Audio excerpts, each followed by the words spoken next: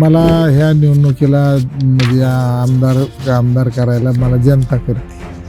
त्यामुळे ह्यांच्यापाशी तुम्हाला सांगतो कोट्याने पैसे येतात. तसं माझ्याकडे कोट्याने पैसे नसून सुद्धा कोट्या दिवसांना माती चारायचं माझं काम होतं. मी कुठल्या जरी तुम्हाला सांगतो पक्षात असलो तरी माझ्यावरती तुम्हाला सांगतो प्रेम करणारे, मला आशीर्वाद देणारे तुम्हाला सांगतो नेते मंडळी व तुम्हाला सांगतो सगळे आहेत. तुमचे वडील गोविंदराव पाटील यांनी कारखान्यासाठी चप्पल न घालण्याचा निर्धार केला होता. तुमच्या वडिलांच्या पिढीने जे स्वप्न उभा केलं होतं अजिनाथ साखर कारखाना, हो आज तुमच्या पुढे थोडे आव्हान म्हणून थोडस समोर येतं. हो घरात तसं मीच सगळ्यात भांडकोदळा किंवा खोड्या काढणारा हिंदकेसरी देणारा सिंह हे माझे गुरु कुस्ती क्षेत्रातले. कुस्ती क्षेत्रात हा देशाचे कृषी मंत्री सन्माननीय शरदचंद्रजी पवार साहेब बर यांनीच या आदिनाथ सहकारी साखर कारखान्याला आयन दिलेलं होतं. कुस्तीमध्ये हे तुम्हाला सांगतो मी दोन वेळा महाराष्ट्रातून पहिला होऊन इंडियाला खेळलेलो. आज हा आदिनाथ सहकारी साखर कारखाना सेल केलेला आहे. त्याची निलाव निघालेला काढलेला होता. तो तुमचा पोरगा आलाय तालुक्यातून तर आम्ही इथं जेवला त्याला सरपंच करावं म्हणतोय. पुन्हा मी 4ला थांबलो. बर ज्यांना मला कुणाला पाडायचं होतं त्यांना मी पाडलं. पुन्हा 19ला माझं तिकीट कट केलं. आता ऊसाच्या बाबतीत जर तुम्ही पाहिलं तर तुम्हाला सांगतो आदिनाथ बंद आहे. सर्वस्वी तुम्हाला सांगतो बागल कुटुंब जबाबदार आहे असे माझा तुम्हाला सांगतो जाहीर आरोप आहे. समाजासाठी काम करताना पक्षाचा विचार बाजूला ठेवावा लागतो. निश्चितच ठेवावा लागतो. भ्रष्टाचाराचा आरोप किंवा कोणाला फसवलंय, कोणाची 4-2 एकर जमीन घेतली किंवा असं काय फसवाफसवीचे उद्योग केलेत मी असं एकही उदाहरण सापडणार नाही सर. आता काय विषयावर चांगल्या तरुणांनी निष्पुर तरुणांनी राजकारणामध्ये सक्रिय व्हावं ह्या मताचा मी आहे. परभाव आणि थोडा अंकर थोडासा एक कमी वाटतो. नाही असं मुळात मला अहंकारच नाही. दहिगावचा सिंचन आणि रेटेवाडी योजना पाण्याचे नियोजन काय असेल भविष्यात? शेतकऱ्याचा एक लय मोठा प्रश्न असतो, सारखं त्याला सामना करावा लागतो. वीज त्यांच्या माध्यमातून बऱ्यापैकी आता ही जी मी विरोधातला आहे आमदार 200 कोटीचा रस्ता येतो. क्या बात. हा कधीपर्यंत होईल काय? फडणवीस साहेब असतील, बर शिवेंद्रराजे असतील, फार मोठ्या मनाची माणसं आहेत. आपण छत्रपती शिवरायांच्या महाराष्ट्रामध्ये ज्योतिबा फुले आंबेडकर यांच्या सगळ्या विचारधारेखाली आपण जगतो.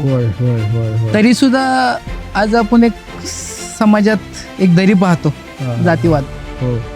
काय विचार केला पाहिजे सामान्य माणसांनी किंवा आपण सगळ्यांनी त्याबद्दल काय सांगाल? बापूंसाठी एक शब्द. बापूंच्या आशीर्वादाने सगळ्या चालूबंदांना काय सांगाल की बाबा मी कर्मासाठी हे करतोय, बघा तुमचं स्वप्न मी पूर्ण केलं, असं एखादं वाक्य? हॅलो ते कारखाना दोन असं सुरळीत चालू झाल्यावर सांगेल. कर्माच्या तरुणासाठी, शेतकऱ्यासाठी आणि तुमच्या विश्वास ठेवणाऱ्या जनतेसाठी एक वाक्य. त्यांचं ऋण मी कधीच ठेवू शकत नाही. नमस्कार, मी अक्षय निकम आपले सगळ्यांचे स्वागत करतो. काही माणसं पदामुळे मोठे होतात, काही माणसं त्यांच्या प्रवासामुळे मोठे होतात.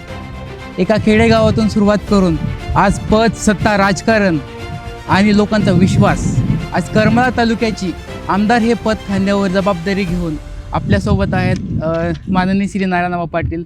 स्वागत आहे. आज आपला टाईम दिला आम्हाला. करमाळा तालुक्याच्या प्रश्नापासून त्यांच्या जीवनातल्या सगळ्या आठवणी आज आपण त्यांच्यासोबत बोलणार आहोत, त्यांच्याकडून जाणून घेणार आहोत. तर नक्कीच तुम्ही सुद्धा सोबत राहा आणि हा पॉडकास्ट एन्जॉय करा. आज लोक तुम्हाला आमदार म्हणून ओळखतात. पद, सत्ता, राजकारण जर बाजूला ठेवलं तर नारायणबा पाटील हा व्यक्तिमत्व कोण आहे? मी आता असं माझं व्यक्तिमत्व सांगायचं झालं तर मी सर्वसामान्यातनं पुढं आलेला कार्यकर्ता आहे. अच्छा. माझं तसं लहानपण पाहिलं तर फार विचित्र गेलेलं आहे. विचित्र म्हणजे कसं, मी स्वभावाने विचित्र होतो लहानपणापासून. आणि आमचे वडील कर्मवीर गोविंदबाबू पाटील काय, आम्ही 4 जण भाऊ. अच्छा. आणि मग शेती भरपूर असल्यामुळं आमच्या वडिलांना वाटायचं की एखादा तरी पोरगा BSc अग्री झाला पाहिजे. वडिलांचं स्वप्न. वडिलांचं स्वप्न होतं. बर बर बर. आणि मग त्या काळामध्ये आम्हाला तळेगाव दाभाडे ओके. पुण्याच्या पलीकडे पलीकडे. तिथं एक निवासी शाळा होती. त्या बरं. ठिकाणी आम्हाला दुसरीपासून शाळेत घातलं होतं. दुसरीपासून हा म्हणजे वयाच्या 8व्या वर्षापासून बाहेर? 8व्या-9व्या वर्षापासून आम्ही तिथं होतो. बाहेरच. हा. मग परत परिस्थिती म्हणजे जमीन वगैरे सगळी त्या काळामध्ये भरपूर होती आणि आज बी आहे. परंतु त्या काळामध्ये एवढं काय ते शेती पिकणं किंवा काय ह्या सगळ्या गोष्टी. आणि मग आम्हाला त्या शाळेत 1 वर्ष ठेवल्यानंतर तिथं मग पैशाची अडचण आल्यामुळं आम्हाला पुण्यामध्ये ठेवलं. बर. आणि बापूंचे एक मित्र सीताराम कोटाळे म्हणून होते पुण्यामध्ये. हा, ते रेल्वे सर्वंट होते. बर बर. मग त्यांनी सांगितलं की तिथला आपल्याला खर्च बापू जर पोरांचा होत नसेल तर मग माझ्याकडे 2 खोल्या आहेत, तुम्ही पुण्यात पोरं ठेवा आणि माझी खोली एक तुम्हाला तुमच्या मुलांना देतो. मग त्या ठिकाणी मी, आमचे थोरले बंधू, आमची थोरली बहीण, असे त्या ठिकाणी धाकटी बहीण, असे आम्ही 4 जण तिथे पुण्यामध्ये त्यांच्या पुण्यामध्ये राहत होतो त्यांच्या खोलीमध्ये. आणि मग तिथून पुण्याकडनं मला इकडे गावी आणलं. गावी आणल्यानंतर तोपर्यंत आमचे श्रीराम थोरले बंधू श्रीराम भाऊ यांना कोल्हापूरला पाठवलं होतं. बर बर काय? बर. आणि मी शाळेत जात नाही म्हणून मला तो शेरडं मेंढर राखायचा व्यवसाय दिला होता. हे कधी म्हणजे पुण्यातून माघारी आल्यानंतर? हा, पुण्यातून माघारी आल्यानंतर बर बर. इथं शाळेत पुन्हा मला जीवूरमध्ये घातलं. बर. जीवूरमध्ये शाळेत घातल्यानंतर मग इथं काय मी 5-6 महिने शाळेत गेलो. पुन्हा म्हणलं मला काही शाळा होत नाही, तुम्ही काय सांगचाल ती मी काम करील. मग एक दिवशी असंच बापू रागवले, मला मारले. अरे भाऊ. काय शाळेत जात नाही म्हणून. मग शेवट मला म्हणले तू काय करणार आहेस, काय करायचंय तुला, ती तरी एकदा सांग. म्हणलं मला शाळा सोडून काही सांगा, मी करतो. मग वडील म्हणले तू मेंढ राखतो का? हा. तर म्हणलं मेंढ राखतो, पण मला शाळा नको. बर बर. परत आमचे थोरले बंधू श्रीराम पाटील यांना कोल्हापूरला पाठवलं होतं. आणि मग तो गावाकडे यायचा, तब्येत चांगली दिसायची, व्यायाम वगैरे ते करत असायचा. आता लहान असताना भावाभावांची भांडणं सगळ्या घरात असतात, तशी आमच्याही घरात होती. काय शालेय जीवनातलं तर तुम्ही नक्कीच सांगितलं. हो. घरातली शिस्तीबद्दल तर तुम्ही सांगितलं की मार खाल्ल्यापासून सगळंच हो, तुम्ही अनुभवले. होय, त्याच्यामध्ये त्याच्यात काहीच नाही. आज पण बालपणातले कधी कुठला किस्सा आठवतोय का, असं म्हणजे तुम्ही घरच्यांच्या असं विरोधात म्हणा किंवा तुमच्या खोडकर वृत्तीने केलाय होय. आणि त्याचं स्वतःलाच असं नुकसान झालं असं काय एखादं? नाही, नुकसान तसं काय, म्हणजे मी खोड्याच करत होतो तेवढं नुकसान व्हायसारख्याच. म्हणजे सुरुवातच तशी होती. हा हा हा. आणि घरात तसा मीच सगळ्यात भांडकोदळा किंवा खोड्या काढणारा, मुलांना म्हणजे त्रास घरच्यांचा ते एक देणारा. समज झाला. हा हा हा हा हा. कुटुंबाच्या स्वप्नासाठी वैयक्तिक लाईफचा काय त्याग करावा लागला का तुम्हाला आतापर्यंत? कुटुंबाच्या बाबतीत मी काहीच केलं नाही. कुटुंबासाठी काय? कुटुंबानेच माझ्यासाठी सर्व काही केलं. क्या बात. काय म्हणजे आज काय आहे ते बापू असेल, कुटुंब असेल आमचे किंवा श्रीराम तुमचे काय बंधुराज असतील. श्रीराम पाटील म्हणून आहेत.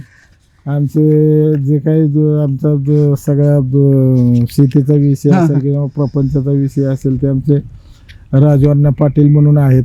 काय तुमचे बंधू. आणि एक जे आहे ते शिवाजी पाटील आहेत, ते आमचे आता सध्या बंधू. म्हणजे तुम्ही 4 बंधू आणि 4 बंधू आणि एकांचं ते हे झाले, वारले ते. अच्छा.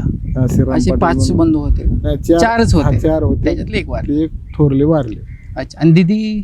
आम्हाला 3 बहिणी. 3 बहिणी. तुमचे वडील गोविंदराव पाटील यांनी कारखान्यासाठी चप्पल न घालण्याचा निर्धार केला होता. हो हो हो. त्याबद्दल तुम्ही तेव्हा काय वयाचे होते आणि तुम्ही तो कसा अनुभवता? आम्हाला ते थोडं थोडं कळते, असं काही जास्त लय अच्छा. कळतंय असं भाग नाही, कारण आम्ही कोल्हापूरला असल्यामुळे जास्त इकडची काही माहिती नसायची. हम्म. तर त्यावेळेस आपले देशाचे कृषी मंत्री सन्माननीय शरदचंद्रजी पवार साहेब बर. यांनीच या आदिनाथ सहकारी साखर कारखान्याला IM दिलेलं होतं, क्या बात. ही परवानगी दिलेली होती. आणि त्यांच्यामुळंच हा आदिनाथ सहकारी साखर कारखाना बापू उभा करू शकले, असं या ठिकाणी मला प्रामाणिकपणे सांगायचं. क्या बात आहे. खूप मोठे तालुक्यासाठी खूप मोठे ते योगदान आहे त्यांचं. हो आणि आता आमचं तर म्हणजे कळताना ते आम्ही त्यांना समोर बघितलंय, पण त्यांची ही चप्पलचा किस्सा असेल, कारखान्याचा असेल, तालुक्यासाठी असेल, ह्या सगळ्या गोष्टी म्हणजे एक अविस्मरणीय आहेत. हो आज गोविंदराव पाटील म्हणजे ते नेतृत्व, धडाडी, ते सगळं आठवतं ॲटोमॅटिकली. खूप सुंदर प्रवास होता त्यांचा. हो पण वडिलांचा असा एखादा प्रसंग आठवल्यावर आजही असं भावूक होतं का, म्हणजे आता? हो, तेवढं त्यांची तुम्हाला सांगतो, म्हणजे त्यांनी तेवढं कष्ट केलंय आणि त्यांच्या कष्टाची, त्यांच्या तुम्हाला सांगतो, म्हणजे जे काही वाहून घेतलं होतं त्याची आम्हाला जाण आहे. तुमच्या वडिलांच्या पिढीने जे स्वप्न उभा केलं होतं आदिनाथ साखर कारखाना, हो आज तुमच्या पुढे थोडे आव्हान म्हणून थोडंसं समोर येतं. हो हो हो आणि तुम्हाला काय वाटतं, म्हणजे ते आव्हान जपणं गरजेचं आहे का, कारखाना शेतकरी का प्रतिष्ठा जपणं गरजेचं आहे? काय तुम्ही त्याच्यातून? आता विषय असा आहे की आदिनाथ सहकारी साखर कारखाना अनेक त्याच्यावरती सत्तांतर झाली, बरोबर काय, आणि मग ज्यांच्या ताब्यात कारखाना गेला त्यांनी तुम्हाला सांगतो त्याच्यात सोहाकार केला आणि तो आदिनाथ सहकारी साखर कारखाना डबघायला आला. तेव्हापासून आणि शेवट तो, म्हणजे शेवटच्या घटका मोजत असताना आदिनाथ सहकारी साखर कारखान्याची पाठीमागच्या काळामध्ये दीड पावणे 2 वर्षापूर्वी ही झाली, दीड वर्षापूर्वी निवडणूक झाली.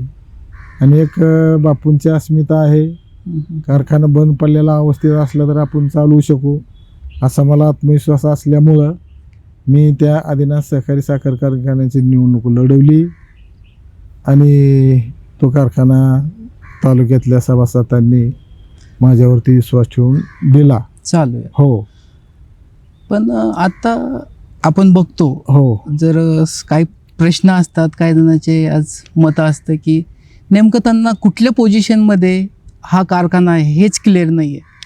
की आपण न्यूजपेपरमध्ये ऐकतो, काही जणांना ऐकतो की कारखाना सेल झाला, हो, कारखान्याचे कामगार नाहीत आहेत, ह्या होय. गोष्टी खूप आहे साऱ्या. होय. पण आज तुम्ही जेव्हा तुमच्या तोंडून सांगाल तेव्हाच ह्या पब्लिकला किंवा जनतेला कळेल की नेमकी अवस्था काय आहे हो, आपल्या हो, हो. कारखान्याची. नेमकी अवस्था अशी की आज हा आदिनाथ सहकारी साखर कारखाना सेल केलेला आहे, त्याची निलाव काढलेला होता.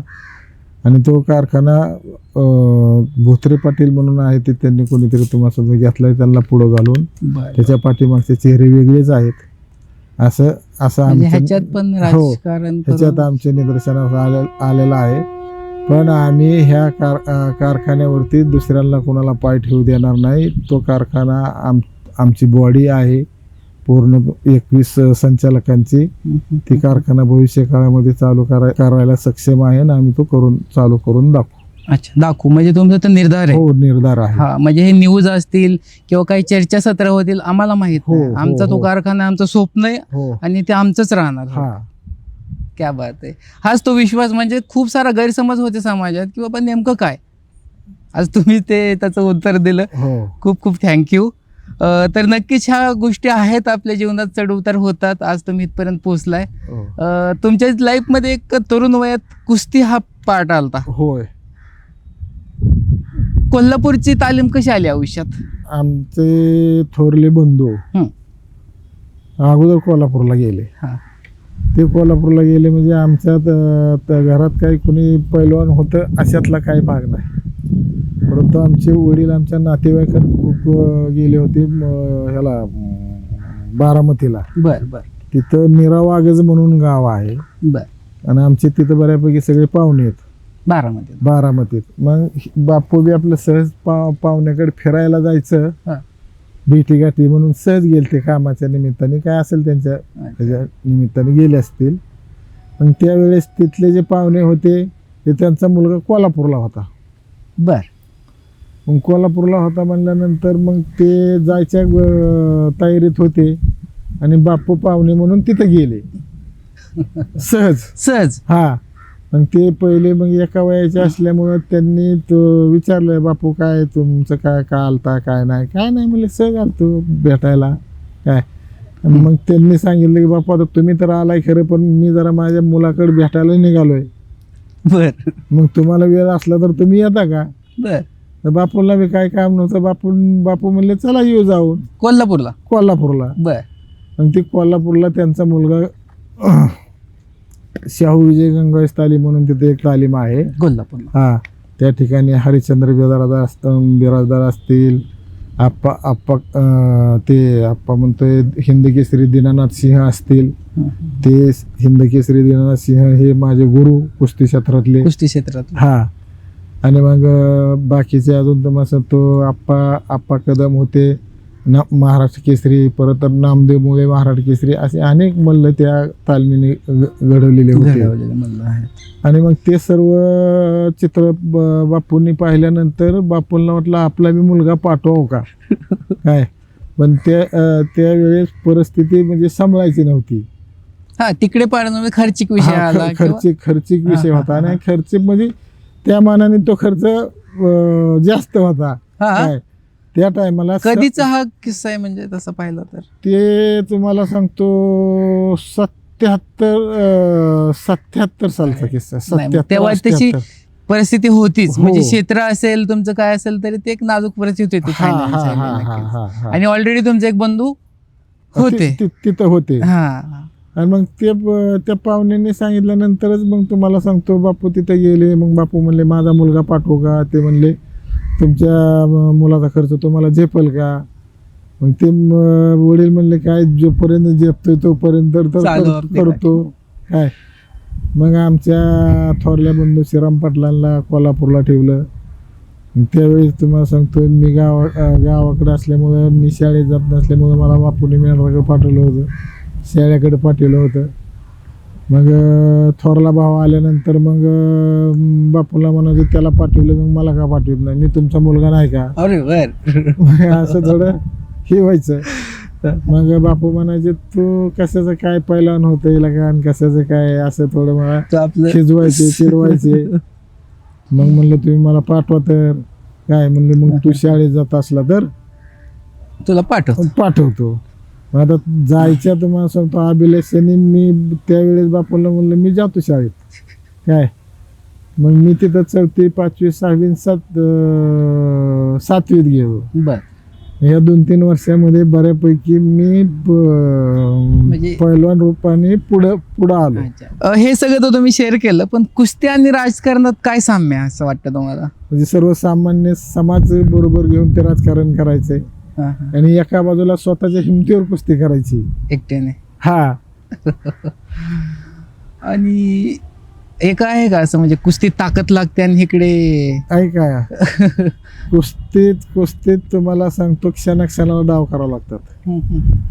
आणि जे लोकांना वाटतं पहिलवानाला काय कळतं की पहिलवान नुसतं खाऊन मोठे झालेले असते काय, त्यांना काही कळत नाही. परंतु पहिलवान हा तुम्हाला सांगतो क्षणाला डाव करणारा असतो काय. आणि त्याच्यामुळं कुस्तीत तेवढं प्रावीण्य मिळवावं लागतं. त्या माध्यमातून 1986 माझं 74 मेडल आहे. 74 मेडल आहे तुमचं. परत 74 वजन किलो गटात काय 76 किलोला. 76 किलो. हा. पुन्हा 77ला नागपूरला एक ही आहे माझं मेडल आहे 74लाच. आणि सोलापूरला महाराष्ट्र केसरी कुस्तीगीर परिषदेची ती 3 अधिवेशनात माझा प्रथम क्रमांक 2 वेळा 74ला आणि सोलापूरला 82 किलोला असा तुमचा. हा मला सुवर्ण पदक आहे प्रथम क्रमांक. आणि शालेय कुस्तीमध्ये हे तुम्हाला सांगतो मी दोन वेळा महाराष्ट्रातून पहिला होऊन इंडियाला खेळलेलो आहे. क्या बात. हो. आणि पण इंडियाला माझा नंबर बसला नाही. अच्छा. काय पण 1986ला ज्युनियर नॅशनलचं तुम्हाला सांगतो ही झाल्या नॅशनल चॅम्पियनशिप झाली. त्यामध्ये मला राष्ट्रीय स्वर्ण पदक आहे. आहे. हो तुम्ही देश लेवलला खेळले तो बाबा हो. लिंबुऱ्याच्या तालमीमध्ये आम्ही प्रॅक्टिसला जायचो. निंबोरेच्या. हा बर. ते तुम्हाला सांगतो पाय वाळलेले, तुम्हाला कोणतरी झुंबर पैलवान होता बघा. झुंबर पैलवान. हा आमचे वडील आहेत झुंबर पैलवान. नाही ते झुंबरच नाव होतं त्यांचं बी. एका पायाने जरा थोडं ही होते, वीक होते थोडे. अच्छा. काय मग तिथं आम्ही पकडीला यायचो. पुन्हा तिथं मग सांगतो धोतर घातलेले एक पैलवान असायचे बघा जुने. आता काहीतरी. एवढं लहानपणीचं नसेल हा. आम्हाला, का तर ते खूप जुने. हो तुमच्या आमचा जन्म पण अगोदर- नव्हता. हा. मग ती जी मंडळी आहे ती सगळी मला तुम्हाला सांगतो ओळखत होती. आमच्या वडिलांनी पण पैलवानकी केली हा. आणि त्यांचं नाव झुंबर आहे म्हणून वाटलं. लिंबुऱ्यात सुद्धा मी शाळेत होतो. निंबोरे गावामध्ये लिंबुरे गावामध्ये स्वतः मी शाळेत यायचो बाळवणीच्या माळ्यातून. पराभव झाला तर मैदानात उतरण्याची ताकद असते कुस्तीत हो, मध्ये. हो. ते कशी असते म्हणजे काय ते एक माइंडसेट असतं बरं. ते एक खिलाडी वृत्ती असते. हं. काय म्हणजे जिंकलं तरी तुम्हाला सांगतो लय हरवून जायचं नाही, हा. आणि पडलं तरी तुम्हाला पराभव झाला म्हणून खचून जायचं नाही. परत मला सांगतो मैदानात उतरायच्या दृष्टीनं ती जिद्द ठेवायची. जिद्द ठेवायची, उतरावं लागतं ते. आजही आठवते का तालीम? हो त्या आठवणी अजून म्हणजे कोल्हापूरच्या हो, ताज्या हो, असतील. हो. आणि आमच्या म्हणजे आमच्यापासून जी सुरुवात झाली तालमीची, हं. ते आता तुम्हाला सांगतो आमचे राजवान्ना पाटील आहेत माझे हं. धाकटे बंधू. त्यांचा जो चिरंजीव आहे थोरला जयदीप पाटील म्हणून. ओके. काय तो आता महाराष्ट्र केसरीच्या जोडीमधला पैलवान आहे सध्या. आता हा त्यांनी अनेक आता मैदानं महाराष्ट्राच्या बाहेरची सुद्धा गाजवलेली आहेत. कोल्हापूरला ते पण. हा ते सध्या आता कोल्हापूरलाच आहेत. ओके. हा आणि अतिशय चांगला आणि उमदा पैलवान आहे तो. भविष्य काळामध्ये तो निश्चित महाराष्ट्र केसरी होणार आहे अशी आम्हाला अपेक्षा आहे. खेळाडू वृत्ती असेल हो. इथून पण पुढे आला, हो पण त्याच्या पुढे येऊन तुम्हाला थोडं संघर्ष करावा लागला. संघर्ष हा माझ्या जीवनाला पोचलेलाच आहे. सुरुवात. हो हो हो हो. पण आपण नेहमी बोलतो अनुभवातून माणूस शिकतो हा आणि चुकीचा माणूस शहाणा होतो. असं हा. एखादा प्रसंग आहे का म्हणजे तुम्हाला सांगायला आवडेल की बाबा हा माझ्यासोबत प्रसंग घडला आणि मी तिथून घडलो असं काय एखादा प्रसंग राजकारणात असेल, कुस्तीतला असेल, सामाजिक असेल, एखादा किस्सा आठवत असेल तर सांगा. माझं कसं झालं, मी तालीम सोडल्यानंतर इथं जीवरमध्ये आलो. बर. काय गावाकडे आल्यानंतर लवे हे खेडेगाव आहे तुम्हाला बी माहिती आहे. हो. पण त्या खेडेगावात आम्हाला कुठं करमत नव्हतं म्हणून आम्ही जीवरमध्ये येऊन बसायचो. आमच्या तुम्हाला सांगतो चुलत्यांच्या आमच्या इथं जागा होत्या अच्छा. स्वतःच्या. त्यावेळेस या जीवरगावची ग्रामपंचायत अशी बरखास्त झालेली होती. कोणाची कोणाला पायपोस नव्हता. काय नाही. काही अशी विचित्र माणसांचा तुम्हाला तो पेट करायला त्रासही दिला जायचा. असायचं आपलं. त्यावेळेस मग जरा काही लोकांचं तुम्हाला सांगतो आम्ही जरा थोडं त्यांना जरा शांत केलं. आणि शांत केल्यानंतर मग ह्या गावातल्या लोकांना, जुन्या लोकांना वाटलं की बाबा आता ही बापूंच्या पोराला आपण सरपंच करू. बर. आणि त्या टायमाला आम्हाला काही गंधही नव्हता सरपंच ह्याचा राजकारणात. मग काही हितली तुम्हाला सांगतो जी बापूंची मंडळी होती ती बापूंना एकदा बोलवून घेऊन इथं त्यांची बैठक झाली. म्हणजे आता बापू तुमचा पोरगा आलाय तालमीतून तर आम्ही इथं जीवला त्याला सरपंच करावं म्हणतोय, तुमचं काय म्हणणं आहे बघा. मग बापू म्हणले मी बघतो विचारून त्याला काय म्हणतोय काय नाही. तर मग बापूंनी मला विचारल्यानंतर मग बापूंना म्हणलं की मला काय म्हणलं सरपंच बिरपंच काय नको, काय माझा हे आहे आपलं मला नको म्हणलं. म्हणजे राजकारणाचा गंधच नव्हता. हा बरोबर आहे ना. माझे वडील म्हणले आता तू तालमीतून घरी राहिलाय, तुला घरी तर काही काम व्हायचं नाही, ते गाव तुला सरपंच करतोय तर तू का सरपंच होत नाही. बर. मग ते बापूंनी आणि इथले काही तुम्हाला सांगतो जुन्या जाणत्या माणसांनी तुम्हाला सांगतो आम्हाला पुढे घातलं आणि पहिल्यांदा मी ह्या जीवरगावचा सरपंच झालो. 1900 मला वाटतं 92-93 गोष्ट पहिले असेल. सरपंच तुम्ही. हा अच्छा. सरपंच झाले आणि तुमची वाटचाल थोडक्यात सुरू झाली एक राजकारणात. राजकारणाला सुरुवात झाली. आणि पहिले आमदारकी कधी निवडून आले पण तुम्ही? मी पहिली आमदारकी तुम्हाला सांगतो मी बघा 99ला आमदारकी लढवली साहेब. 99ला पहिली आमदारकी 99 ला लढवली. सन्माननीय शरदचंद्रजी पवार साहेबांनी मला यांच्या. त्यावेळेस तिकीट दिलं होतं. क्या बात आहे. राष्ट्रवादीची नवीनच निर्मिती त्यावेळी झाली होती, तेव्हा लढवले होते तुम्ही. लढवली होती. हम्म. त्यावेळेस मला 12,500 मतं पडली होती तालुक्यातून. तालुक्यातून. बर पुन्हा मी 4ला थांबलो. बर. ज्यांना मला कुणाला पाडायचं होतं त्यांना मी पाडलं 4ला. 4ला. 9ला नंतर मी उभा राहिलो. बर. आपले वारणेचे तुम्हाला सांगतो कोरे साहेब आहेत, वारणा समूहाचे अध्यक्ष विनयजी कोरे. बर. त्यांनी मला त्यावेळेस त्यांच्या जनस्वराज्य पक्षाचं तिकीट दिलं होतं आणि त्या तिकिटावरती मी लढलो होतो. त्यावेळेस मला जवळजवळ 43,500 मतं पडली होती त्यावेळेस. 9ला. पुन्हा 14ला उभा राहिलो. बर. 14ला मी केवळ 257 मतांनी निवडून आलो. क्या बात. 14 मध्ये. 14. ओके. पुन्हा 19ला माझं तिकीट कट केलं. हा. मी अपक्ष उभा राहिलो 19 मध्ये. 19ला. आणि मग एक 4-5 हजारांनी माझा पराभव झाला 19ला. आणि 24ला परत आता तुम्हाला सांगतो जवळजवळ 17,000 मतांनी मी निवडून आलो.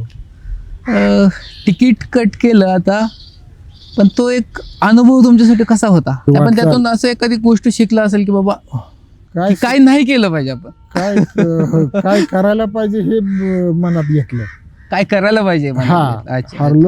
हरलेलं तर दुःख नाही, कारण आम्ही कुस्तीगर असल्यामुळे तुम्हाला शेकडो कुस्त्या खेळलो, काय हारलो काय जिंकलो.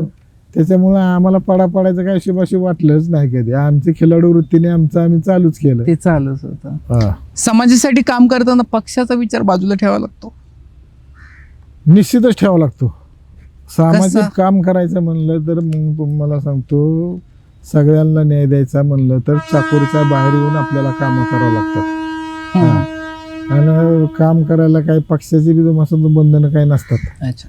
कारण सर्वसामान्यासाठीच आमदार किंवा एखादा सदस्य जिल्हा परिषद असेल, पंचायत समितीचे असेल किंवा आमदार असेल, हे सर्वसामान्य जनतेची सेवा करायच्या दृष्टीनेच तुम्हाला उभं राहिलेली असते. कर्तव्यासाठीच तुम्हाला ते दिलं असतं पद. आणि म्हणून सर्वसामान्याची जी काही कामं आपल्याकडे येतील ती मार्गी लावणं आपलं प्रतिनिधीचं कर्तव्यच असतं.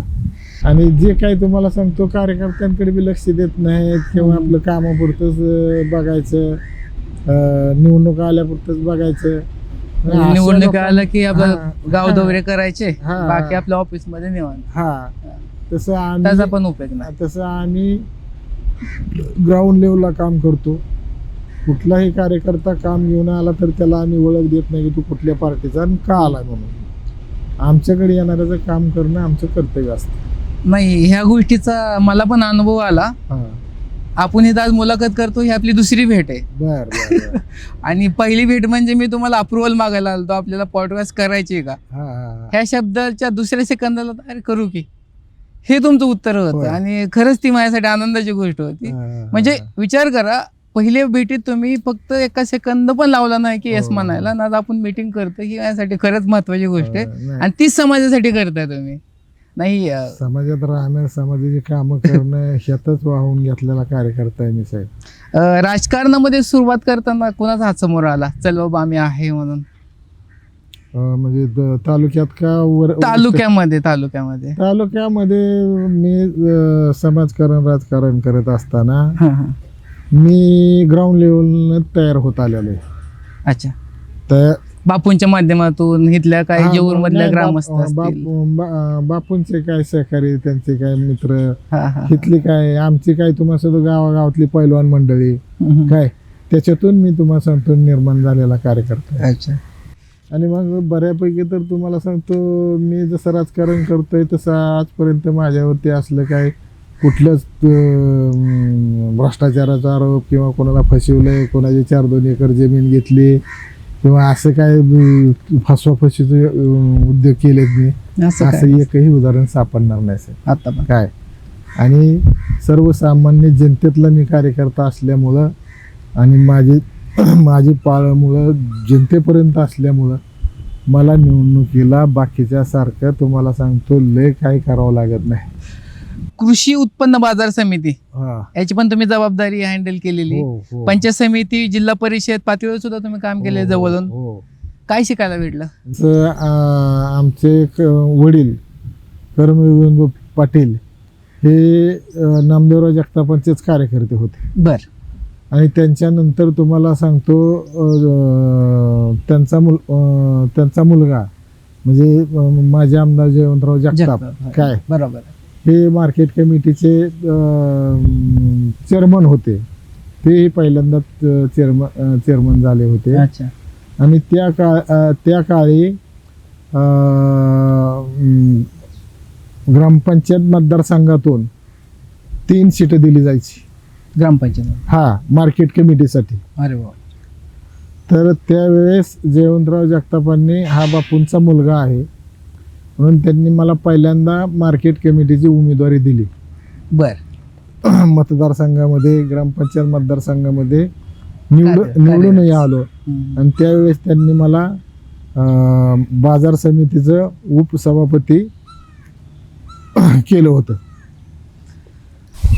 आदिनाथ साखर कारखाना आता फक्त सहकारी संस्था आहे का करमाळ तालुक्याचा अर्थव्यवस्थेचा केंद्रबिंदू आहे? जो आदिनाथ सहकारी साखर कारखाना असेल किंवा तुम्हाला मकाई सहकारी साखर कारखाना असेल किंवा अनेक वेगवेगळे कारखाने असतील, तर हे कारखाने ज्यांच्या ताब्यात होते ना, त्यांनी ते कारखाने व्यवस्थित चालले गेले नाहीत काय. आणि त्याच्यामुळे त्या ठिकाणी ज्यांच्या ताब्यात होते त्यांनी सोहाकाराशिवाय काहीच केलं नाही. आणि मग ते कारखाने बंद अवस्थेत आले. आता पाठीमागच्या काळामध्ये माझ्याकडे आदिनाथ सहकारी साखर कारखाना दिलेला आहे, बंद अवस्थेत मध्ये मी घेतलेला आहे. आम्हाला अपेक्षा आहे की आम्ही भविष्य काळामध्ये ते चालू करू. कामगार तुम्हाला भेटतच असतील त्याच्यातले, काय प्रश्न आहे त्यांच्या आता सध्या कारखान्यात? त्यांचे तुम्हाला तो पगारी नाही, त्या कितीतरी 50 कोटीच्या त्यांच्या पगारी मागच्या बॉडीने हे केलेले आहेत. हे ज्यांच्या ताब्यात कारखाने होते त्यांनी हे कारखाने व्यवस्थित न चालवल्यामुळं ह्या कामगारांवरती ही पाळी आली असं या ठिकाणी मला प्रामाणिकपणे सांगायचं. ज्यांच्या हाती असतो ना ते बऱ्यापैकी तुम्हाला सांगतो त्याचं नियोजन पाहतात. बरोबर आहे. त्यांच्याबरोबर तुम्हाला सांगतो 20-21 संचालक असतात त्यांच्या बॉडीत. बरोबर. काय त्यांनी ते कारखाना तुम्हाला सांगतो कसा चालवायचा ते त्यांनी ठरवावं लागतं. मग त्यांच्या काळात तुम्हाला सांगतो ह्यांना कारखाने चालवता आले नाहीत काय. तिथं स्वाहाकाराशिवाय दुसरी गोष्टच झाली दिसलीच नाही त्यांना. हा, त्याच्यामुळं ह्या कारखान्यांची अवस्था अशी झाली. आणि मग हे डबघायला आलेले कारखाने आम्ही आता ताब्यात घेतलेले आहेत काय. मग भविष्य काळामध्ये हा कारखाना आम्ही चालवून दाखवू असा आम्हाला विश्वास आहे. आम्हाला अडचणी खूप आहेत, पण आम्ही जिद्द सोडणार नाही. ते कारखाना आपलं स्वप्न आहे ते आम्ही सोडणार नाही, चालू. हो हो हो. काय वाटतं पूर्ण क्षमतेने कधीपर्यंत कारखाना चालू होईल असं थोडं सांगू शकाल? पूर्ण क्षमतेने म्हणजे साहेब कसं माहिती, निधी मिळाल्यानंतर जे काय तुम्हाला सांगतो त्याची कामं वगैरे करावं लागतील काय, एक्सपेक्शन करावं लागेल किंवा ह्याच्यावर चालवून पुन्हा एक्सपेक्शन त्याचं करता येईल. अशा पद्धतीने तुम्हाला सांगतो त्या भविष्य काळामध्ये निधी मिळाला तर निश्चित कारखाना चांगला चालेल. माझ्या बरोबर जे तुम्हाला सांगतो 21 संचालक आहेत ते आम्ही सगळे एका विचाराने आहोत काय. त्याच्यातले तुम्हाला सांगतो सगळे नवीन पोरं येते आणि कोणीही कुठं बरबडलेलं नाही. त्याच्यामुळं आम्हाला विश्वास आहे की आमची टीम हा कारखाना चांगला चालू शकते. निधी मिळवण्यासाठी विरोधक काय खोडा घालतायत का त्याच्यात असं काय? कसं असतं साहेब, राजकारण हे फार विचित्र काय पहिल्यापासून समज. राजकारण काय म्हणून तुम्हाला सांगतो सरळ मार्गे राजकारण करणारे लोक आहेत काय. तुम्हाला सांगतो आडवाडवी करून राजकारण करणारे लोक आहेत. ते आडवाडवी राजकारण करून किंवा कोणाला तरी तुम्हाला सांगतो कोणाची तरी बदनामी करून आपण कसं मोठे होऊ हे बघणारी काही लोक आहेत ती. हम्म. पण आम्ही आपलं सरळ तुम्हाला सांगतो आमच्या मार्गाने काम करीत राहतो. आम्ही दुसरी काय करते ह्याच्याकडे आम्ही लक्ष देत नाही. आम्हाला काय करायचंय याच्याकडे आम्ही लक्ष केंद्रित केलेलं असतं. आता तुम्ही आम्हाला सांगितलं की राजकारणात चढ उतार असतात, कोणाच्या काही वेगळे वेगळे मत असतात, कोण त्याला जिरवण्यासाठी म्हणा आपल्या मराठी भाषेत होय होय होय. किंवा ते चालू असतं. होय. तरुण वर्गाने काय विचार केला पाहिजे राजकारणाबद्दल? त्याची गरज आहे का आज 2026 मध्ये? ऐका की साहेब, हा. चांगल्या तरुणांनी निष्पुर तरुणांनी राजकारणामध्ये सक्रिय व्हावं ह्या मताचा मी आहे. अच्छा. कारण पिढ्यानं पिढ्या हे चालतच राहणार. आणि जे काही तुम्हाला सुद्धा विधायक काम करणारे जे काही कार्यकर्ते आहेत काय ते बऱ्यापैकी आमच्या पार्टीमध्ये अतिशय भूतपूर्व असे तुम्हाला सांगतो कार्यकर्ते आहेत. आबा पराभवाच्या काळात माणसाभोवती गर्दी कमी होते असं आपण बघतो. तुमच्यासोबत काय झालं होतं? माझ्या बरोबरची गर्दी कधीच कमी होत नाही. त्याचं कारण काय की मी माणसातला माणूस आहे. अच्छा. काय मी पूर्ण वेळ समाजकारण करतो, समाजातच मिसळून असतो. तसे एकदा तुम्हाला सांगतो नेते पडले म्हणजे तुम्हाला सांगतो पुन्हा पुढच्या निवडणुकीलाच येतात. तसं आम्ही केलेलं नाही. आम्ही पूर्ण वेळ राजकारणात आहे. म्हणजे जेवढे साथी होते तेवढे साथी बरोबर तेवढे सोबत राहिले. हो. क्या बात आहे. हा. हेच तो एक नेतृत्व असतं आणि हे शिकायचं होतं आम्हाला. आज ते जाणून घ्यायचं होतं तुमच्याकडून. माझे कार्यकर्ते आजही तुम्हाला सांगतो माझ्या चांगल्या काळातही माझ्या बरोबर आहेत आणि वाईट काळात बी माझ्या बरोबर आहेत. पराभवाने थोडा अंकर थोडासा एक कमी वाटतो. नाही असं मुळात मला अहंकारच नाही. त्याच्यामुळं हार जितीचं कधी काही वाटलंच नाही. अच्छा. कारण अनेक तुम्हाला सांगतो मी तुम्हाला सांगतो निवडणुका लढवल्यात, अनेक तुम्हाला सांगतो कुस्तीत हार जीत झालेली. त्याच्यामुळं आम्हाला हार जितीचं एक किंचितही दुःख होत नाही. ती एक पहिल्यापासून एक वृत्ती आपली खेळाडू वृत्ती ते आलंय. आपलं काम करायचं, तुम्हाला योग्य वाटलं आपल्या सोबत राहा, चला आम्ही आहेच, आमचा रस्ता चालतोय. चला क्या बात आहे. पुनरागमन, जनतेचा विश्वास परत कसा मिळवला हारल्यानंतर? का तोच कायम राहिला होता किंवा हारण्याची कारण काय होती? कसे साहेब, आता प्रत्येक नेत्यांचे गट असतात. बरोबर आहे. काय प्रत्येक गटामध्ये ज्याचे त्याचे कार्यकर्ते कार्यरत राहतात. बरोबर आहे. ही गोष्ट तेवढीच महत्वाची. आणि मग आमचे कार्यकर्ते तुम्हाला सांगतो पडीच्या काळात सुद्धा कामच करतात. आणि तुम्हाला सांगतो सत्य वाचताना सुद्धा कामच करतात. बर. तसं इतर नेत्यांच्या तुम्हाला सांगतो पाहायला गेलं तर तशी परिस्थिती दिसत नाही. बरोबर. हे तेवढेच गरजेचं. म्हणजे लोकांचा विश्वास तुम्ही कामातूनच परत सिद्ध केलेला आहे.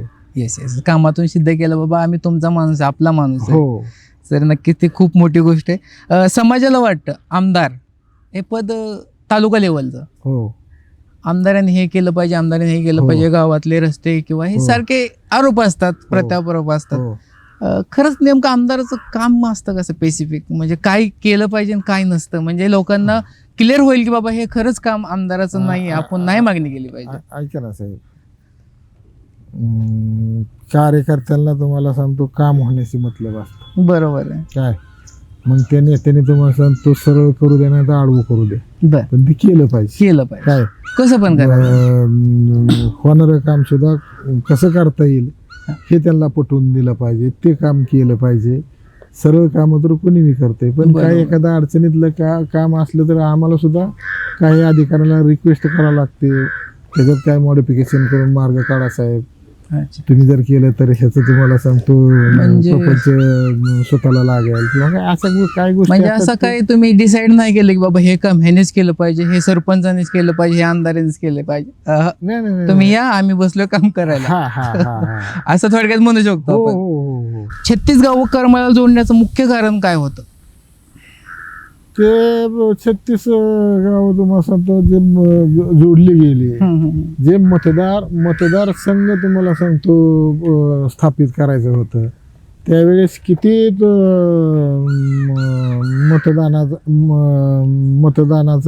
मतदारसंघ असावा मतदाराचा.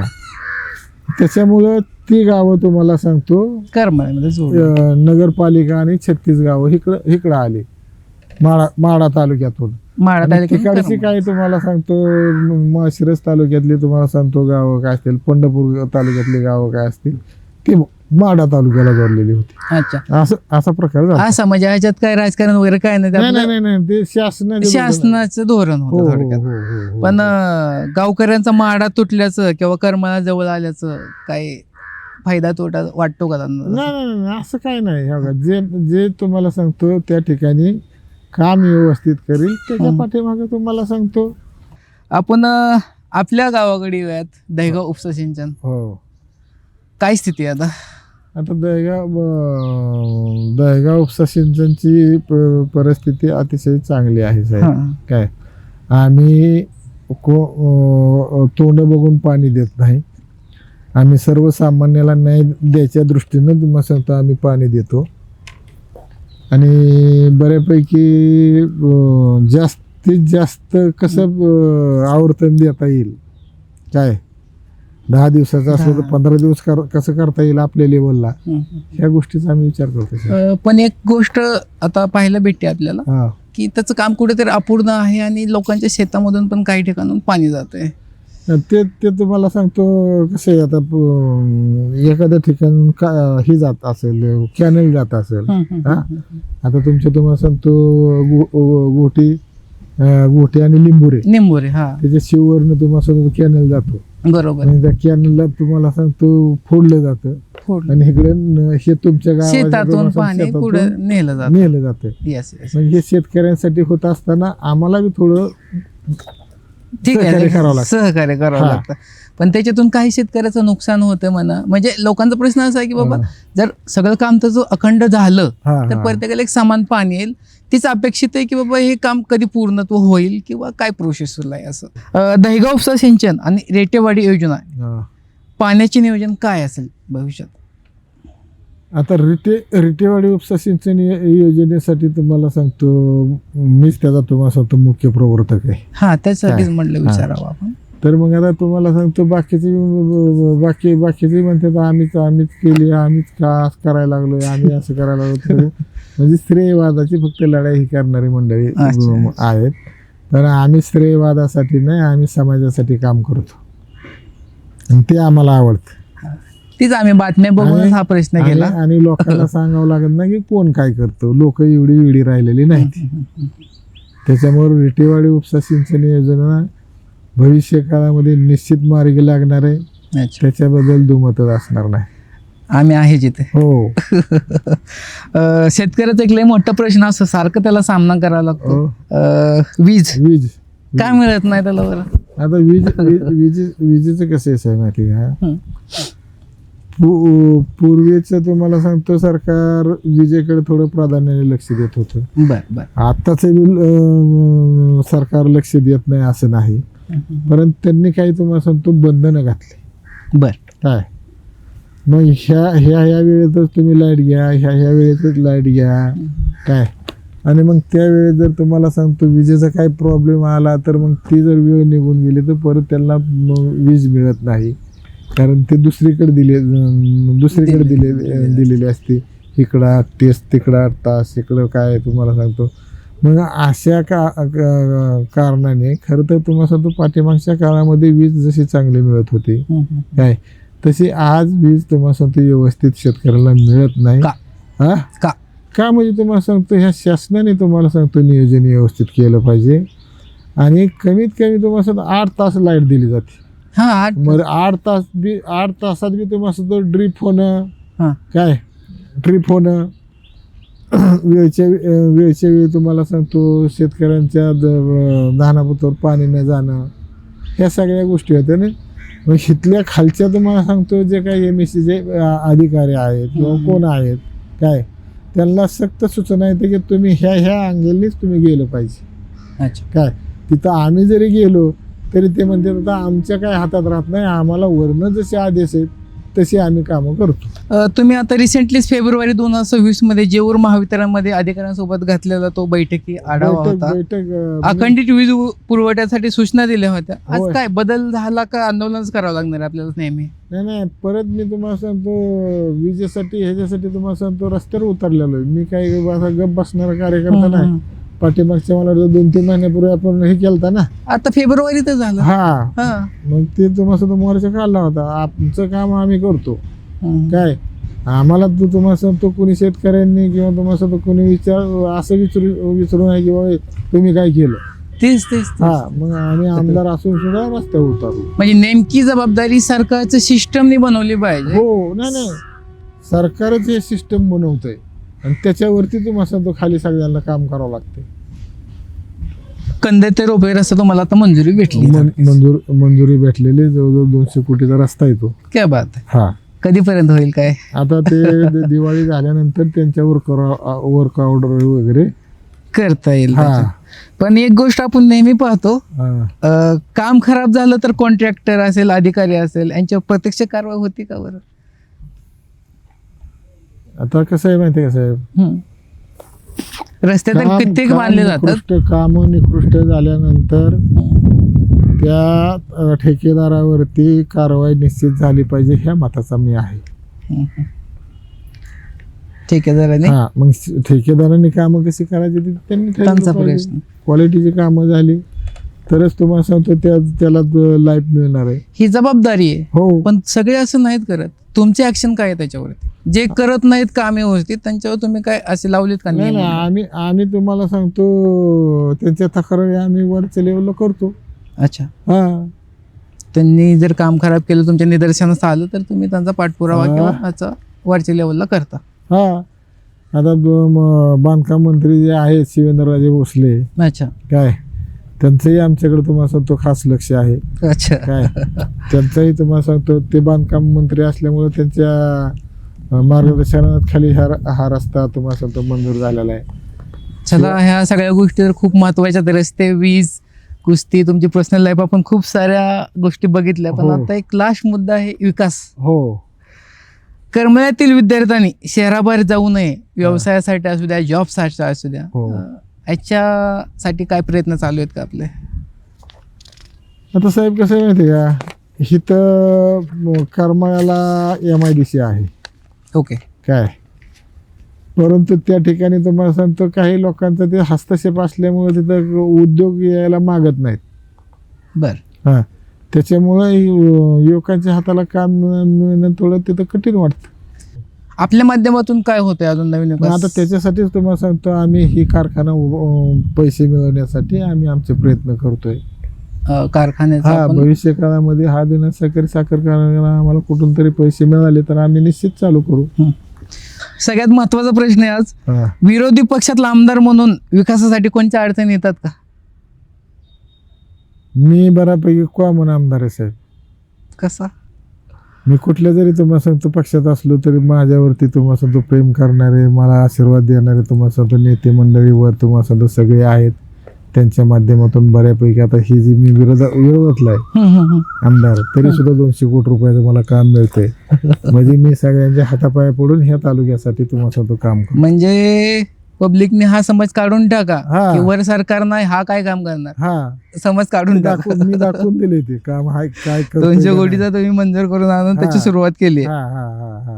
म्हणजे सत्ता नसताना पण विकास कामं करून दाखवणं शक्य आहे थोडक्यात. ते कारण देत बसायचं नाही. नाही सत्ता जरी नसली हा तरी आम्ही तुम्हाला सांगतो म्हणजे आमची राष्ट्रवादीची तिथं सत्ता नाही, पण आम्ही तुम्हाला सांगतो ह्या मंडळी बरोबर तेवढेच तुम्हाला सांगतो क्लोज राहून आमच्या तालुक्याचा कसा विकास होईल, त्यांना हात जोडून कसे आम्हाला तालुक्यामध्ये काम करून घेता येईल, आणता येतील, ह्याचाच आम्ही विचार करतो. आणि ते बी असे काही तुम्हाला सांगतो आम्ही विरोधक आहे म्हणून आम्हाला झटकून दिले अशातला आम्ही काय भाग नाही. आम्हाला झटकून जर दिलं असतं तर हे 200 कोटीचं काम साहेब आम्हाला मिळालं नसतं भेटलं. काय उदाहरण आहे. हा आणि भविष्य काळामध्ये मला काय मी कॉमन मॅन आहे. कॉमन मॅन त्याच्यामुळं मला काय अशी अडचण येत नाही मला हे करायला. म्हणजे विकास कामासाठी सत्ता असणं तुमच्यासाठी नो मॅटर. नो मॅटर आहे, नो मॅटर आहे. No matter. हा, मी सत्तेत नसतानाच आणलंय ना हे काम, त्याच्यामुळे मला काम आणायला काय अडचण नाही. चला, नक्कीच या गोष्टीचा पण आनंद आहे. ऐका ना, सन्माननीय तुम्हाला सांगतो राज्याचे मुख्यमंत्री सन्माननीय देवेंद्रजी फडणवीस साहेब हे मला चांगले ओळखतात. अच्छा. आणि बऱ्यापैकी तुम्हाला सांगतो त्यांचं सुद्धा माझ्याकडे लक्ष असतं. त्यांच्याशिवाय ही जी कामं खाली येतात ती त्यांच्याशिवाय येत नाहीत. शक्यच नाही. आणि मग माझ्या कामावर त्यांची सही होती म्हणजे त्यांची माझ्यावरती मर्जी, काय ना काय मर्जी आहे. का मर्जी आहे तर सर्वसामान्य कुटुंबातला कार्यकर्ता आहे, सर्वसामान्याची त्याची नाळ जोडलेली आहे आणि मग अशा कार्यकर्त्याला ते मदत करत असतात. काय त्याच्यामुळे शिंदे साहेब सुद्धा तुम्हाला सांगतो म्हणजे आम्हाला कुठं ठेवून कुठं नाही करतात, अशी आमची परिस्थिती आहे. 2025 मध्ये शिवसेनेची संभाव्य राजकीय जवळीक चर्चा झाली होती तुमची, त्या चर्चेकडे काय कसं बघता? ते तुम्हाला सांगतो जे ही होता 25 मधला विषय, 25 म्हणजे 25-26चा विषय, हो. निवडणुकीचाच विषय म्हणायचा. तर निवडणुकीच्या काळामध्ये तुम्हाला सांगतो हे जे बागल कुटुंब होतं त्यांनी त्यांची उमेदवारी घेतली होती शिवसेनेची. आणि मग राष्ट्रवादीकडनं तुम्हाला सांगतो मोहिते पाटलांच्या गोटात मी असल्यामुळं मोहिते पाटलांबरोबर मी असल्यामुळं आणि पवार साहेबांचं तर काय तुम्हाला सांगतो बापूंचं ते एकदम गरोब्याचं संबंध होतं. मग पवार साहेबांनी तर माझी उमेदवारी 3 महिन्यापूर्वी जाहीर केली. क्या बात आहे. आमदारकीची हो घोषित केली. हो. आणि त्यावेळेस आम्ही सगळ्यांनी मिळून तुम्हाला सांगतो देरशील मोहिते पाटलांना बी तुम्हाला सांगतो सगळ्यांनी आम्ही करमाळा तालुक्यातल्या सगळ्या लोकांनी मदत करून ते बी निवडून आले. ते पण निवडून. हो. आज तुम्ही शरदचंद्रजी पवार यांच्या पक्षात असून आज शिवसेनेचा नेता तुम्हाला मदत करतोय म्हणजे किती महत्वाची गोष्ट. साहेब कसं आहे माहिती आहे का, मोठे नेते एवढं बारीक विचार करीत नाहीत. हो ना. हे जे काय तुम्हाला सांगतो अल्पबुद्धीची जी काय असतात अशीच माणसं तुम्हाला, जी मोठी माणसं आहेत तेवढं बारीक विचार करीत नाहीत. चला आपलाच आहे. हा. काम करतोय शेतकऱ्यासाठी करतोय ना. हो. चल हाय. हो. शिंदे साहेब तर त्याच वृत्तीचे माणूस हो. आम्ही जवळून बघतोय त्यांना. आदिनाथ सहकारी साखर कारखान्याची फार मला मदत केली साहेबांनी. हो. त्याला शिंदे साहेबांचं पण धन्यवाद. हो. त्यांना त्याच्यात घाला आवर्जून. नक्की आठवण करून देईल. म्हणजे आज करमाळा तालुक्यासाठी शिंदे साहेबांचा हातभार ही किती महत्वाची गोष्ट आहे. आणि तुम्ही ते न डगमगता सांगताय आज तुमच्या स्वतःच्या तोंडून. आणि फडणवीस साहेब असतील, बर शिवेंद्रराजे असतील, फार मोठ्या मनाची माणसं आहेत. क्या बात. हा. आपल्या सामान्य माणसाला वाटतं की चला. मला तुम्हाला सांगतो इथं संगोबापाशी आम्ही नदीवरती पूल मागितला. बर. मला पूल देतो म्हणले, देऊन टाक. हा. तुमच्याबद्दल विरोधकाचं काय ऐकायला भेटलं का तुमच्यापाशी, बाबा आबासाहेब असं करतायत, हे करतात, हे चुकीचं करतायत? मी चुकीचं काहीच करीत नाही असं म्हणजे ऐकायला भेटतं का? ऐका ना साहेब, हे मला नावं ठेवण्यातच मजगूल आहेत. काय अच्छा. ह्यांनी काहीच केलं नाही. काय लोकांसाठी तुम्हाला सुद्धा राबणारा एकमेव कार्यकर्ता मी आहे. अभिमानाने सांगतो. हे हो. आणि ह्यांचं तुम्हाला सांगतो फक्त तुम्हाला सांगतो बॅनरबाजी काय आणि सगळे नाटकं ही तुम्हाला सांगतो खालच्या पातळीच येत नाही, म्हणून ह्यांची नीती साथ देत नाही. हा ना. काय नीतिमत्तेने बी राहावं लागतंय. हा. नुसतं पोस्टरबाजी करून नाही जिंकत. माझ्या दारात विरोधक आला असला तरी आम्ही त्यांची कामं करतो. होय का? हो. असं म्हणताय तर विरोधकाचं काही काम सांगाल का कौतुकाने? विरोधकाचं काही काम सांगाल का? ऐका की तुम्हाला सांगतो, आता जे काही पार्टी बरोबर जे आहेत ते आमच्याकडे यायचं कारण नाही. बरोबर आहे. हा. पण जे काही तुम्हाला सांगतो सर्वसामान्य असतात त्यांना काही पार्टीचं कारण नसतं, पण कुठेतरी पार्टीला चिटाकलेले असतात. मग याला तिकडे काम होत नाही म्हणून चला की आबा करतोय का बघू. आबा बघतो, ती बघायला आली की मी करतोच. झालंच बघायला आलं तर काम झालं. अच्छा. म्हणजे असे पण माणसं तुमच्या संपर्कात आहेत. हो तरी असं एखादं काम तुम्ही त्यांना केलंय असं कौतुकाने सांगाल काय? असे तुम्हाला सांगतो कितीतरी उदाहरणं देतात, माझ्या लक्षात नाही. कसं आहे साहेब, काम तुम्हाला सांगतो काय छटछूट तुम्हाला सांगतो काय बी होतात ना, पण ही जी लॉंग लाईफची काम आहे ती पाणी म्हणजे शेतकऱ्यांच्या तुम्हाला सांगतो उद्धाराची काम आहे ती, काय हे होणं गरजेचं आहे ना. उगा मी तुम्हाला सांगतो सायकलला पत्र दिलंय, कोणाला तुम्हाला सांगतो विहिरीला पत्र दिलंय, म्हणजे त्याच्यापुरता ते तुम्हाला सांगतो झाला मर्यादित झालं विषय ते. काय. बरोबर आहे. पण हे सार्वजनिक जी मोठी कामं पाहिजे ती Long होणं गरजेचं आहे. म्हणजे ज्याने उद्धार होऊ शकतो शेतकऱ्याचा, म्हणजे आपलं एक आता करता धरता म्हणलं तर शेतकरीच हा आपण. हा हा हा हा तर त्याच्यासाठी जे काय असेल ते. हो चला लास्ट पाहणे आपण संपत आणूयात. हा. आज करमाळा तालुक्यातील तरुण आहे, सर्वात मोठी अडचण दिसते का तुम्हाला काय तरुणाचे? म्हणजे ते शिक्षण असेल, त्यांचा व्यवसाय असेल, नोकरी असेल. आज तुम्ही बघता बेरोजगार भरपूर आहेत. ऐका ना साहेब, हा आमच्या माध्यमातून तुम्हाला सांगतो ह्या बाळवणी आपलं केम अशी जी काही तुम्हाला सांगतो जागा त्या ठिकाणी थोडं मोकळ्या असतील अच्छा त्या ठिकाणी मिळवून तिथं एखादा तुम्हाला सांगतो MIDCचा प्रोजेक्ट अच्छा आणायची आमची मानसिकता आहे. चालू आहे, हा त्याचे प्रयत्न चालू हो. आहेत आपले. कुर्डुवाडी ठिकाणी कुर्डवाडी असेल किंवा केम असेल, हो, हो. बाळवणी ह्या साईडला हो, आपण हो, एका हो. MIDC आणून हा. आपल्या तरुण वर्गाला युवकांना आपल्याच इथे काम हो, भेटावं हो, अशी हो. तुमची म्हणजे मानसिकता आहे. मानसिकता आहे. हा. त्याच्यावर काम चालू असेल हो. तुमचं, भविष्यात व्हावी ही आमच्याकडून तुम्हाला शुभेच्छा. Thank you, नक्कीच. आभारी. साहेब एकदमच एखादा व्यवसाय तुम्हाला सांगतो भरारी घेतोय अशातला काय भाग नाही. नाही. शून्यापासून ज्या टायमाला तुम्ही सुरुवात करचाल त्या टायमाला तुम्हाला त्याच्यातनं अनुभव येईल, त्याच्यातनं तुम्हाला नफ्यातोटीची गणितं कळतील 100% काय. आणि असे उद्योग तुम्हाला सांगतो उद्योगांनी हाती घेतले पाहिजेत असं मला वाटतं. मग ते मच्छीपालन असेल, कुक्कुटपालन असेल किंवा अनेक इतर वेगवेगळे वेगवेगळे तुम्हाला सांगतो व्यवसाय असतील काय. त्याच्यात एक पॉइंट म्हणजे संयम, हा सगळ्यात महत्वाचा तो तूप पॉइंट. खाल्ले ग्रुप येतच नाही हो संयम महत्वाचा आहे. काय. तुम्ही लगेच जर तुम्हाला सांगतो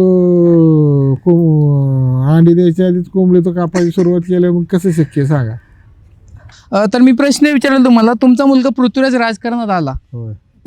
पहिली प्रतिक्रिया काय होती? माझी हा काय नाही तुम्हाला सांगतो असा सोबर मुलगा आहे माझा अच्छा आणि बऱ्यापैकी चांगलं काम करतो आणि माझा मुलगा आहे त्याचा मला अभिमान आहे. तो अभिमान आहेच. हा असं चांगलं काम करतो तो. पहिल्याच वेळेस जेऊरमधून तो उभा राहिला हो आणि मस्त आणि एंट्री मारली राजकारणात, एकदम हो. धडाकेबाज. होय होय होय आणि अतिशय चांगलं काम करतो. अच्छा माझा मुलगा आहे म्हणून नाही, मी वेळ पडल्यानंतर तुम्हाला सांगतो त्याला धारेवर देत असतो. काही चुका असल्या तर तुम्हाला सांगतो शासन जास्त आहे, असं काही नाही की माझा मुलगा आहे म्हणून त्याने काय बी केलं पाहिजे. जिथं चुकतोय तिथं तुम्हाला सुद्धा आम्ही दाबतोय ना. म्हणजे ते स्वतःचे निर्णय घेतात का तुमच्या नाही सहकार्याने नाही काय? नाही नाही, बऱ्यापैकी त्याला स्वातंत्र्य दिलेलं आहे. अच्छा त्याला काय मला विचारून करायचं असेल तर त्याला सल्ला मी देतो. आला विचाराल तर आहे चाललं, हो, चल मी आहे हो, तुझ्यासोबत हो. असं आहे. आणि असं पण बऱ्यापैकी तो स्वतः डिसिजन हा घेतात. वैचारिक बैठक बी असते. असं काही नाही की त्याचं तोंड तिकडे माझं इकडे, असं काही नाही. एका घरात राहत असल्यामुळे थोडी नाही म्हणलं तरी विचाराची देवाणघेवाण होतीच साहेब. ते तर आहेच. हा वडिलांची सावली मोठी असते नाही का हो. घरात एखाद्या मुलावरती. होय स्वतःची ओळख बनवण्यासाठी त्यांनी त्याचे प्रयत्न केलेच. आज समाजात आहे एक चांगला नेतृत्व म्हणून तो आज जेऊरमध्ये हो, काम हो. करतोय. होय होय होय. तरुण वर्ग त्याच्यासोबत आहे. आहे. हा ही मोठी गोष्ट आहे आणि म्हणजे स्वतःच्याच तो हिमतीवर म्हणू शकतो आपण की तो आज त्याची वाटचाल चालू केली. हा, तुमचा हा. सपोर्ट आहेच. होय होय आणि शेवटी काम बोलतं. हो चला आपण लास्ट प्रश्नाकडे येतोय. अध्यात्म, हा. अध्यात्मामध्ये पण आम्ही तुमच्याबद्दल बघितलं, तुमचं गाव लोहे, होय तिथे एक आश्रम आहे. हो. त्याची सुरुवात असू दे किंवा स्वामी- काय आहे त्याची. स्वामी आनंदयोगी महाराज यांचा तो आश्रम हा हा हा काय ते असताना तुम्हाला सांगतो रामकृष्ण मशीनचे तुम्हाला सांगतो विद्यार्थी आणि बर. तिथले शिष्य बर काय मग त्यांनी तुम्हाला सांगतो दीक्षा घेतल्यानंतर असे तुम्हाला सांगतो फिरत फिरत ते असे ठाण्याला आलते. सॉरी ठाण्यामध्ये ते वास्तव्याला होते. ठाणे. हा. ओके ओके आणि मग ठाण्याला बी तुम्हाला सांगतो इथले तुम्हाला सांगतो एक गुरु साहेब म्हणून तिथं नोकरीला होते. PI मध्ये होते काय कशाला तुम्हाला माहित नाही. पण त्यांच्या तुम्हाला सांगतो संपर्कामधून काय पण त्या दलदलीत वगैरे महाराजांना वाटायचं कुठेतरी एकांत असावं काय बाहेर ठिकाणी कुठेतरी खेडेगावात आश्रम असावं म्हणून त्यांनी तुम्हाला सांगतो इकडे करमाळा तालुक्यामध्ये सौंदेला यायचा निर्णय घेतला. बर. हा म्हणजे तिथं भेट झाल्यानंतर आमची ठाण्यात पहिल्यांदा भेट झाली. पण ते इथं आले सौंद्याला आले. बर. सौंद्याला तुम्हाला सांगतो आल्यानंतर माझं जाणं येणं असायचं. मी धार्मिक आहे साहेब. बर. तेच मला विचारलं आम्ही आध्यात्मिकच्या बाबतीत हा. तुम्हाला. आणि मग आम्ही त्यांच्याकडे जाणं येणं असायचं. आम्ही आपलं तुम्हाला सांगतो थोडी काय असेल तुम्हाला 10-5 रुपयाचं दक्षिणा वगैरे ह्याच्यातून तुम्हाला सांगतो त्यांचं ती बागाबागी व्हायची. अच्छा. बाकीची काही लोक यायची असं काय आम्हीच एकटं जात होतो अशातला भाग नाही. पण ते जे साहेबाचे भाव होते काय गुरु समाज होते असं अच्छा. काहीतरी आहे. अच्छा. अच्छा. पण ती काय इथं तुम्हाला सांगतो एवढं रिस्पेक्ट देत नव्हती इथं सौंद्यामध्ये. महाराजांना. बर. बर. मग आम्ही कायम जायचो. मला देवाचा म्हणजे महाराजांचा फार फार नाद आहे मला. अच्छा. मी- म्हणजे मी तुम्ही असं- तिथे जात असताना ते भेट झाले. हो हो हो हो. अच्छा. अच्छा. अच्छा. हा आणि मग आम्ही तुम्हाला सांगतो त्यांना एकदा रिक्वेस्ट केली महाराज तुम्हाला इथं थोडे आउटसाईडला वाटत असेल किंवा काय इथं सोय नाही. आणि ती गोरवाचं तुम्हाला सांगतो म्हातारं होते ती थोडं रिस्पेक्ट देत नव्हतं. मग त्याला महाराजांना म्हणलं तुम्ही माझ्याकडे येत असला तर माझ्या इकडे येऊ शकता. बर. मग महाराज म्हणले मला एकदा तुमची शेती दाखवा. बर. मला कुठली जागा पसंत आहे ती पाहतो. आणि मग इथे तुम्हाला सांगतो उताराला जे आहे आता तुम्हाला माहितीच आहे तुम्ही जाता येता हो, हो, हो. काय ते आश्रम तुम्ही तिथे हा सुरू आणि केलं. मग तिथं तुम्हाला सांगतो काहीतरी 1.25 एकर का एकर मध्ये ते आहे एकर मध्ये काहीतरी. हा मोठा आश्रम आहे आता. हा तर मग तिथं तुम्हाला सांगतो आम्ही 14 आपलं काहीतरी तुम्हाला सांगतो तिथं 16 एकर जमीन होती आमची. 16 एकर लहवे गावामध्ये. लय गावामध्ये. आणि त्या 16 एकरातल्या तुम्हाला सांगतो काय 1.25 एकर असेल त्याच्यात आश्रम. अच्छा. महाराज म्हणले हिथं बांधायचं. मग तिथं बांधलं आम्ही. म्हणजे त्यांनी आश्रम बघितला आणि त्यांनी जागा. आश्रमाची जागा पाहिली.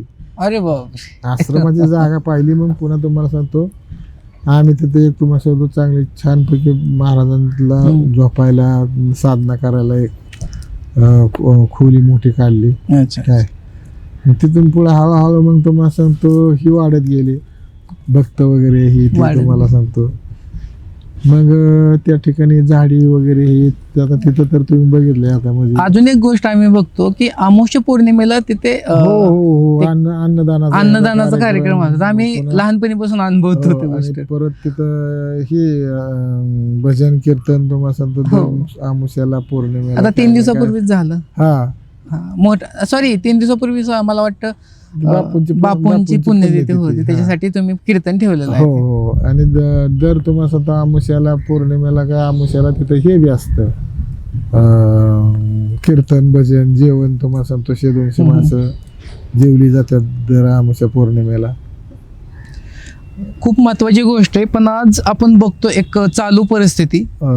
आपण छत्रपती शिवरायांच्या महाराष्ट्रामध्ये ज्योतिबा फुले आंबेडकर यांच्या आज सगळ्या विचारधारेखाली आपण जगतो. होय होय होय होय. तरी सुद्धा आज आपण एक समाजात एक दरी पाहतो. हा. जातीवाद. हो काय विचार केला पाहिजे सामान्य माणसांनी किंवा आपण सगळ्यांनी त्याबद्दल? कसं साहेब माहिती आहे का आता माणूस की तुम्हाला सांगतो लोप पावत चालली. बर. काय प्रत्येक जण तुम्हाला पायापुरतं बघतोय. पायापडतो. हा, विधायक दृष्टिकोन कुणाचा आता राहिलेला नाही. बर. आणि विधायक कामं बी तुम्हाला सांगतो कोण करायला तयार नाही. स्वतःसाठी काय होतंय का स्वतःसाठी काय करता येतंय का ह्याच्यावर जास्त लक्ष आहे. आणि काही लोक तुम्हाला सांगतो समाजाकडे बी लक्ष देतात स्वतःच बी तुम्हाला सांगतो बघतात. अशी बी काय लोक आहे ती काय अच्छा, तुम्हाला म्हणजे- सांगतो आमच्यासारखी अशी तुम्हाला सांगतो मोकळीच आहे ती तुम्हाला हात वर करून चला कुठेही असा एक प्रकार आहे. हा म्हणजे प्रत्येक आपापल्या विचारावरती म्हणा किंवा हा. शिक्षणावरती आपापले डिसिजन हो घेतो. हो हो हो तुम्हाला राग पटकन येतो असं पण आम्ही ऐकलं, ते खरे का जरा? नाही नाही, जिथं तुम्हाला सांगतो चुकतंय तिथं राग येतो. येतोच.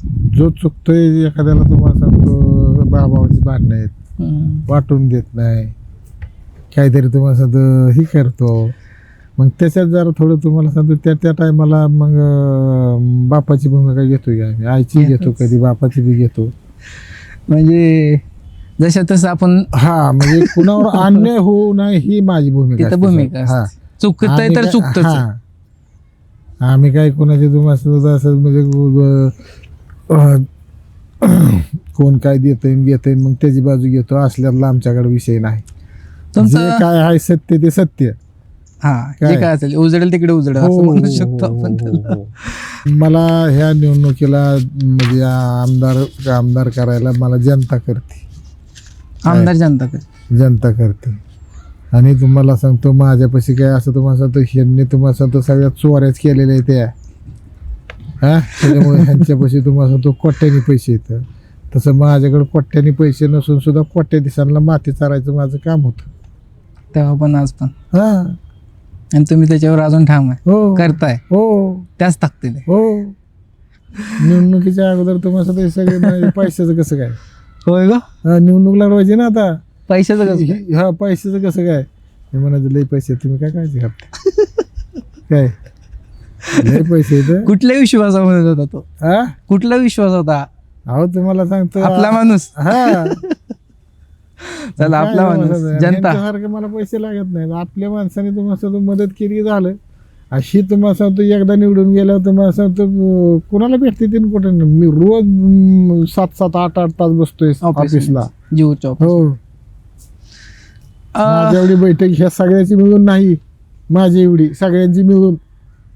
तुम्ही वडिलांच्या खूप आठवणी सांगितल्या, हो. बापूंच्या. हो आज जर तुम्हाला भेटले किंवा त्यांना जर सांगायचं असेल तुम्हाला हा. एनर्जी मधून, तर हा. काय सांगाल? काय करताय तुम्ही आज कर्मासाठी? तुमच्या स्वप्नांना कसं वाटचाल देताय? काय सांगाल बापूंसाठी एक शब्द? नाही बापूंच्या आशीर्वादाने हे सगळं चाललंय. सगळं चालू पण त्यांना काय सांगाल की बाबा मी कर्मासाठी हे करतोय, बघा तुमचं स्वप्न मी पूर्ण केलं, असं एखादं वाक्य? हॅलो ते कारखाना तुम्हाला सुरळीत चालू झाल्यावर सांगेल.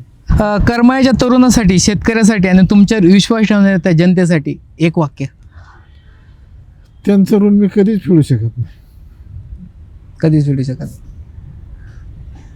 त्यांच्यामुळे आपण आज येते. हो आबा, लोकांनी तुमच्याकडे आयुष्यभर वेगवेगळ्या भूमिकेत बघितले.